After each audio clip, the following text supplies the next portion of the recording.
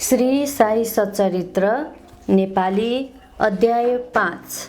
चाँद पाटिलको जन्तीसँग श्री साई बाबाको फेरि आगमन, अभिनन्दन तथा श्री साई शब्दले सम्बोधन, अरू सन्तहरूसँग भेट, वेशभूषा र सधैँको कार्यक्रम, खराउहरूको कथा, मोहिद्दिनसँग कुस्ती, मोहिद्दिनको जीवन परिवर्तन, पानी तेलमा बदलिनु, मिथ्या गुरु, झुटो गुरु, जौहर अली।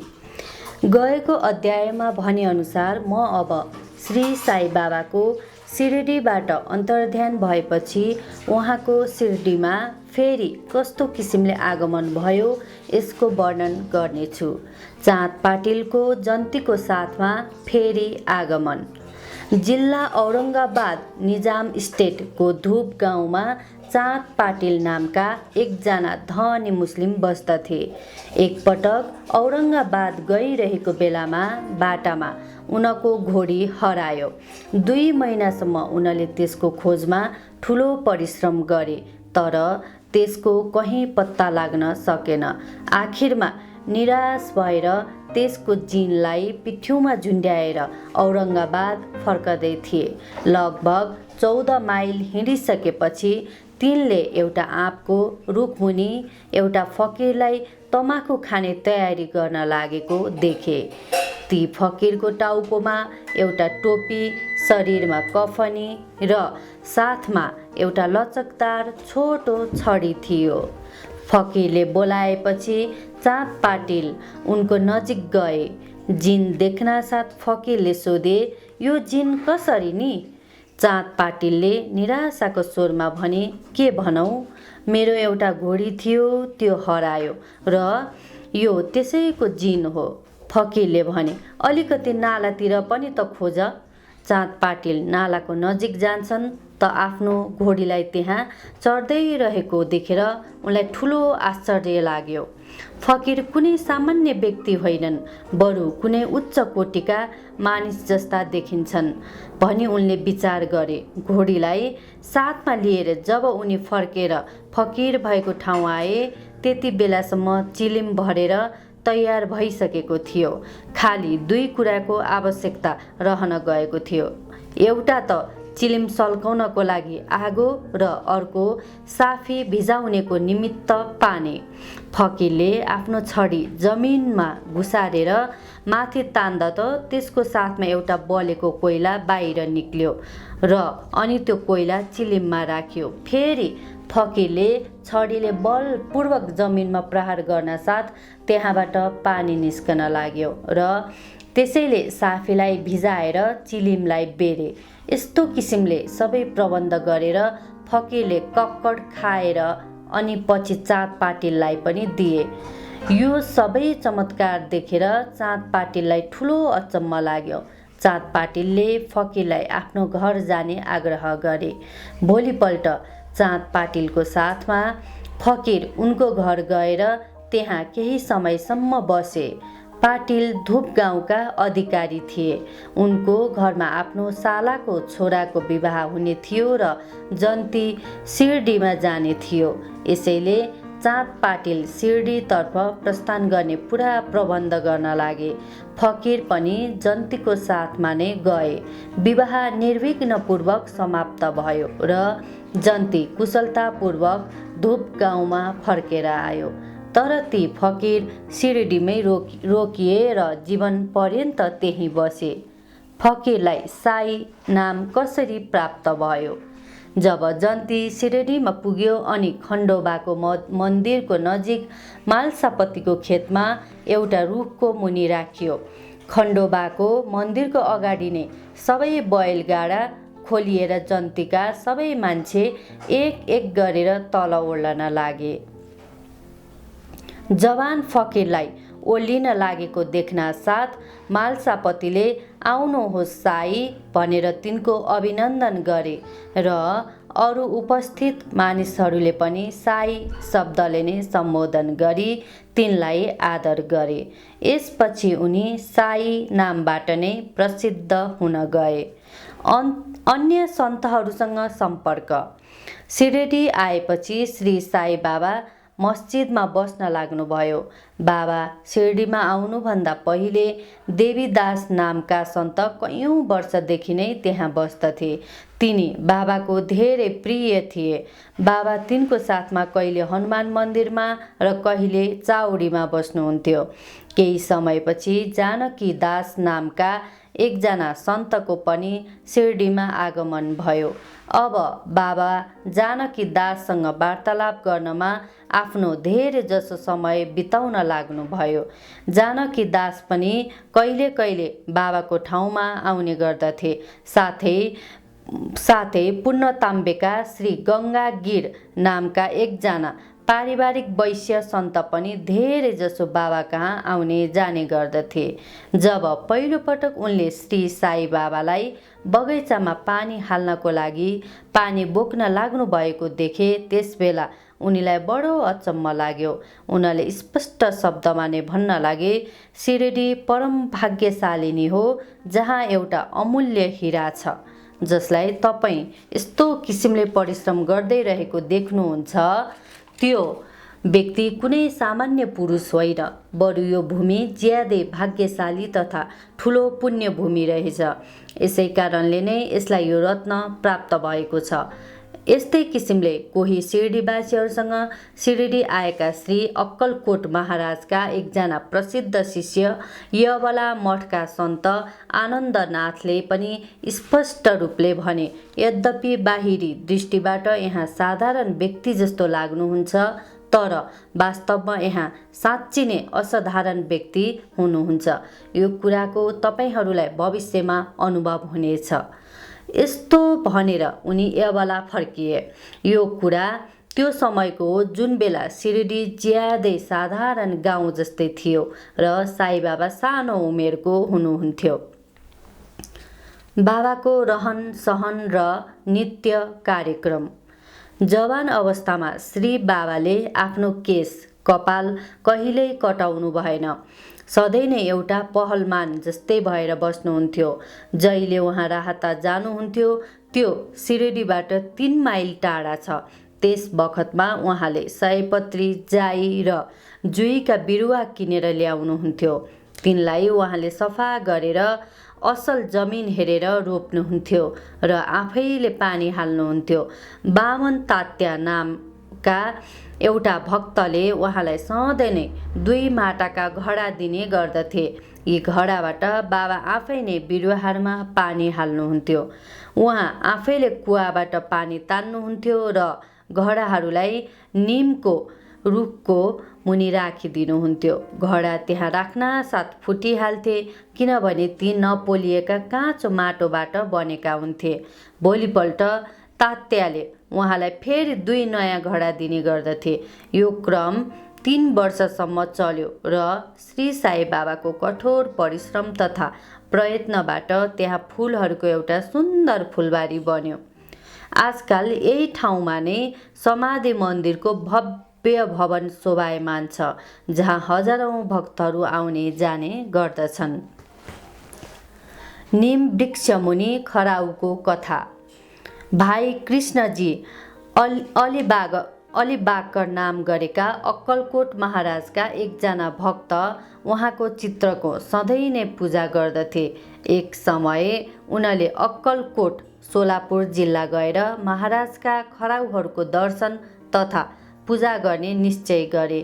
तर प्रस्थान गर्नु अगाडि अक्कलकोट महाराजले सपनामा दर्शन दिएर उनीलाई, आजकाल शिरडी नै मेरो विश्राम स्थल हो र तिमीले त्यहीँ गएर मेरो पूजा गर भन्नुभयो। यसै कारण भाइले आफ्नो कार्यक्रममा परिवर्तन गरी शिरडीमा आएर श्री साई बाबाको पूजा गरे।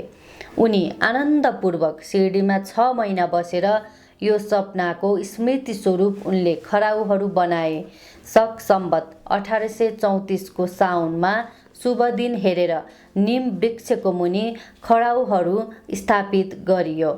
दादा केलकर तथा उपासनी महाराजले खराउको विधिपूर्वक स्थापना उत्सव सम्पन्न गरे। एकजना दीक्षित ब्राह्मण पूजाको लागि नियुक्त गरियो र प्रबन्धको कार्य मिलाउने एकजना भक्त सगुण मेरु नायकलाई सौंपियो। कथाको पूर्ण विवरण।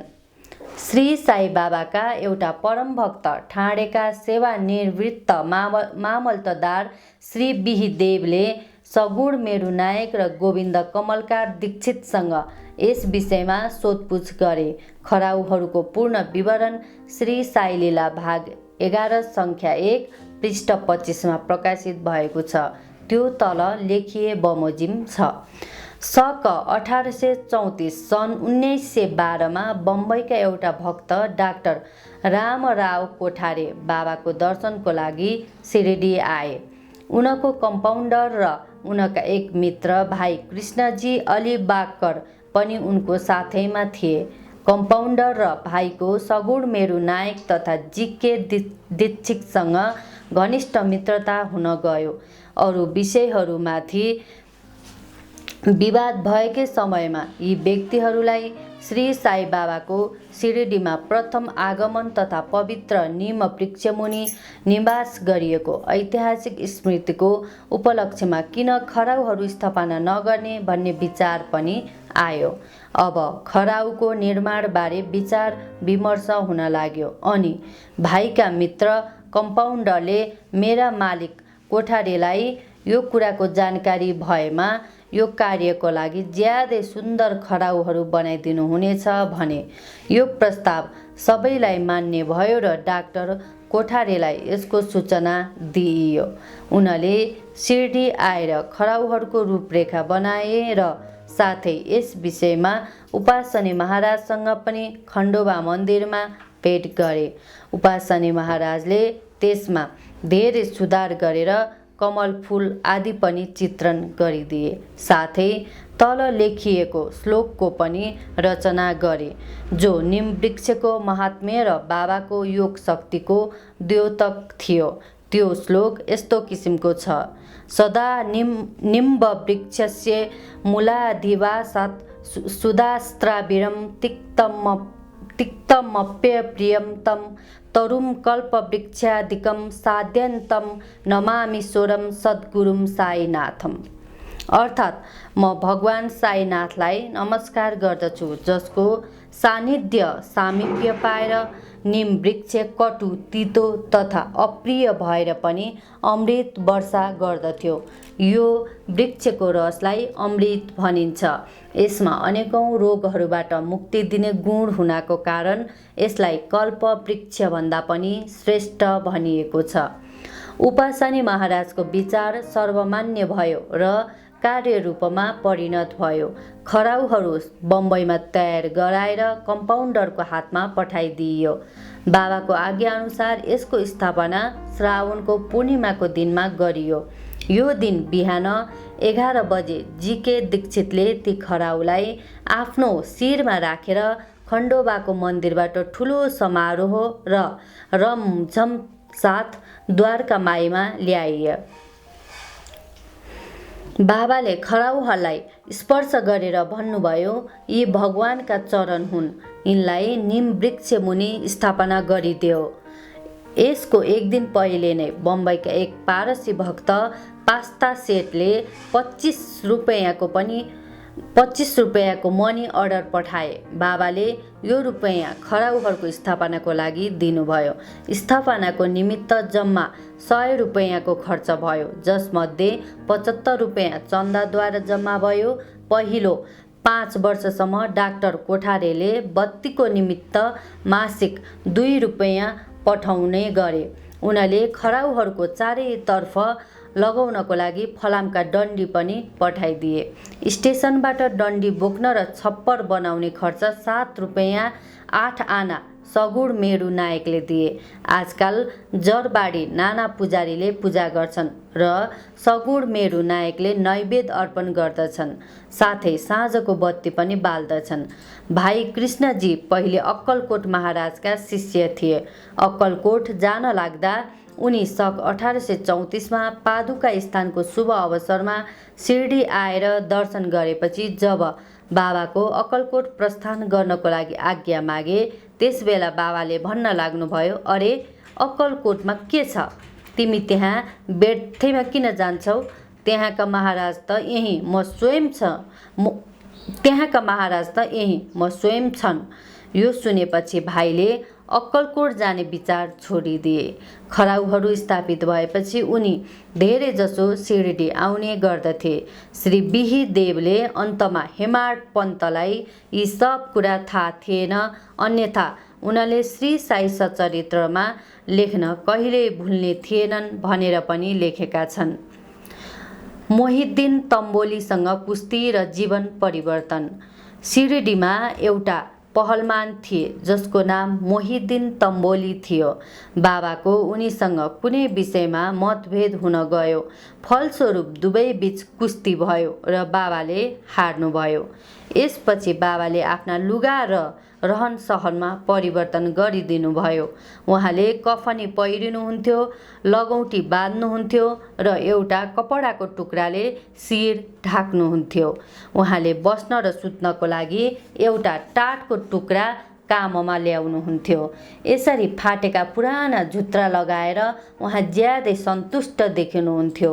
उहाँ सदैव यही भन्ने गर्नुहुन्थ्यो, गरिबी अब्बल बादशाही, अमिरी से लाख सवाई, गरिबों का अल्लाह भाइ, अर्थात् गरिबी बादशाहीपन भन्दा धेरै बेस छ, भारदारीपन भन्दा त झन् धेरै बेस छ।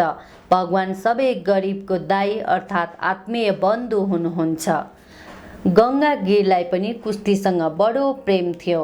एक समय कुस्ती लडिरहेकै बखतमा उनीलाई पनि यसरी नै त्यागको भावना जाग्यो। यसै अवसरमा उनले देववाणी सुने, भगवानसँगको खेलमा आफ्नो शरीर लगाइदिनुपर्छ। यसकारण उनी संसार छोडेर आत्मानुभूतितिर झुक्न गए। पुन्नताम्बेको नजिक एउटा मठ स्थापना गरेर उनी आफ्ना शिष्यहरूसहित त्यहाँ बस्न लागे। श्री साई बाबा मानिसहरूसँग न भेट्नुहुन्थ्यो न वार्तालापै गर्नुहुन्थ्यो। कसैले उहाँसँग केही प्रश्न गरेमा केवल त्यति नै उत्तर दिनुहुन्थ्यो। दिउँसो निमवृक्षमुनि विराजमान हुनुहुन्थ्यो। कहिलेकाहीँ गाउँमा सीमामा नालाको किनारामा एउटा बबुलको रुखको छायामा पनि बसिरहनुहुन्थ्यो। अनि सन्ध्या समयमा आफ्नो इच्छा अनुसार जुनसुकै ठाउँमा पनि हावा खानको लागि निस्कने गर्नुहुन्थ्यो। निम गाउँमा उहाँ धेरैजसो बाला साहेब डेङ्गलेको घरमा जाने गर्नुहुन्थ्यो। बाबा श्री बाला साहेबलाई धेरै माया गर्नुहुन्थ्यो। उनका नाना साहेब नाम गरेका भाइको दोस्रो विवाह गरेपछि पनि कुनै सन्तान थिएनन्। बाला साहेबले नाना साहेबलाई श्री साई बाबाको दर्शनको लागि सिरडी पठाए। केही समयपछि उहाँको कृपाले नाना साहेब कहाँ एउटा पुत्र रत्न पैदा भयो। यही समयदेखि बाबाको दर्शनको लागि मानिसहरूको आगमन बढी सङ्ख्यामा हुन सुरु भयो। साथै उहाँको कीर्ति पनि टाढा टाढासम्म फैलन लाग्यो। अहमदनगरमा पनि उहाँको ज्यादा प्रसिद्ध हुन गयो। त्यसै बेलादेखि नाना साहेब चाँदोकर, केशव चिदम्बर तथा अरू कयौँ भक्तहरूको सिरडीमा आगमन हुन लाग्यो। बाबा दिनभर आफ्ना भक्तहरूबाट घेरिएर रहनुहुन्थ्यो र रातमा जीर्ण शीर्ण मस्जिदमा सुत्नुहुन्थ्यो। यस समयमा बाबासँग जम्मा सामान चिलिम, तमाखु, एउटा टमरेल, एल्युमिनियमको डब्बा, एउटा लामो कफनी, शिरको चारैतिर बेर्ने कपडाको एक टुक्रा र एउटा सानो लचकदार छडी थियो। यी चिजलाई उहाँ सधैँ आफूसँग राख्नुहुन्थ्यो। शिरमा सेतो कपडाको एक टुक्रा, त्यसको एक छेउ देब्रे कान माथिबाट पिठमा सानो कपालको जुरो हो कि जस्तो गरेर झार्ने गरी बाँध्नुहुन्थ्यो। कयौँ सातासम्म उहाँले यसलाई सफा गर्नुहुन्नथ्यो। पाउमा कुनै जुत्ता या चप्पल पनि लगाउनुहुन्नथ्यो। खाली एउटा टाटको टुक्राले नै अधिकांश दिनमा उहाँको आसनको काम दिन्थ्यो। उहाँ कौपिन लगौटी धारण गर्नुहुन्थ्यो र ठन्डीबाट बच्नको लागि दक्षिण मुख गरी धुनी ताप्नुहुन्थ्यो। उहाँ धुनीमा दाउराका टुक्राहरू हाल्ने गर्नुहुन्थ्यो। साथै आफ्ना अहङ्कार, सम्पूर्ण इच्छा र समस्त कुविचारहरूलाई त्यसैमा आहुति दिने गर्नुहुन्थ्यो। उहाँ सदैव जिब्राबाट अल्लाह मालिक उच्चारण गर्ने गर्नुहुन्थ्यो। उहाँ जुन मस्जिदमा आउनुभएको थियो त्यसमा केवल 2 कोठा बराबर लामो ठाउँ थियो। यही सबै भक्त उहाँको दर्शन गर्दथे। सन् 1912 पछि केही परिवर्तन भयो। पुरानो मस्जिदको जीर्णोद्धार भयो र त्यसको भुइँमा प्लास्टर गरी पक्का बनाइयो। मस्जिदमा बस्नु अगाडि बाबा लामो समयसम्म तकियामा बस्नुभयो। उहाँ पाउमा घुङ्रू बाँधेर प्रेम विह्वल भई सुन्दर रूपले नाच्ने तथा गाउने पनि गर्नुहुन्थ्यो। पानीलाई तेलमा परिवर्तन। बाबालाई प्रकाश उज्यालोसँग बडो प्रेम थियो। उहाँ सन्ध्या समयमा पसलेहरूसँग भिक्षामा तेल माग्नुहुन्थ्यो र दीपमालाद्वारा मस्जिद सजाएर रातभर बत्ती बाल्ने गर्नुहुन्थ्यो। यो क्रम केही दिनसम्म ठिक यसरी नै चल्दै रह्यो। अनि बनिया व्यापारीहरूले हैरान भएर सङ्गठित भई आज कसैले बाबालाई तेलको भिक्षा नदिने भनी निश्चय गरे। नियमअनुसार बाबाले तेल माग्न जानुहुँदा हरेक ठाउँबाट उहाँलाई नकारात्मक उत्तरबाट नै स्वागत भयो। कसैसँग केही नभनिकन बाबा मस्जिदमा फर्केर आउनुभयो र सुक्का बत्ती दियोहरूमा राखिदिनुभयो। बनियाहरू धेरै उत्सुक भएर उहाँमाथि नजर लगाइराखेका थिए। बाबाले अत्यन्त थोरै तेल भएको टिनको बट्टा उठाउनुभयो। उहाँले त्यसमा पानी मिसाउनुभयो र तेल मिसिएको पानी पिउनुभयो। अनि उहाँले पानीलाई फेरि टिनको भाँडामा उकेलिदिनुभयो र त्यही तेल पानी दियोहरूमा राखेर बालिदिनुभयो। उत्सुक बनियाले जब बत्तीहरू पहिले जस्तै रातभर बलिरहेको देखे अनि उनीहरूलाई आफ्नो कृत्यप्रति अत्यन्त दुःख लाग्यो र उनीहरूले बाबासँग क्षमा मागे। बाबाले उनीहरूलाई क्षमा दिएर भविष्यमा सत्य व्यवहार गरिराख्न सावधान गर्नुभयो। मिथ्या नक्कली गुरु जौहर अली। माथि वर्णन गरिएको कुस्तीको 5 वर्षपछि जौहर अली नाम भएको एकजना फकिर आफ्ना शिष्यहरूसहित राहतमा आए। उनी वीरभद्र मन्दिरको नजिक एकजना घरमा बस्न लागे। फकिर विद्वान थिए। कुरानका वाक्यहरू उनीलाई कण्ठस्थ थिए। उनको स्वर पनि मिठो थियो। गाउँका धेरै नै धर्मात्मा र श्रद्धालु मानिसहरू उनी कहाँ आउन लागे र उनको यथायोग्य आदर हुन लाग्यो। मानिसहरूबाट आर्थिक सहायता लिएर तिनले वीरभद्र मन्दिरकै नजिक एउटा ईदगाह ईदको चाडमा जम्मा भएर कुरान पढ्ने ठाउँ बनाउने निश्चय गरे।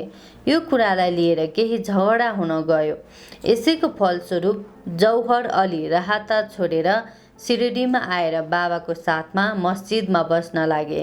उनले आफ्नो मिठो स्वरले मानिसहरूको मन हरण गरे। उनीले बाबालाई पनि आफ्नो एउटा शिष्य भन्न लागे।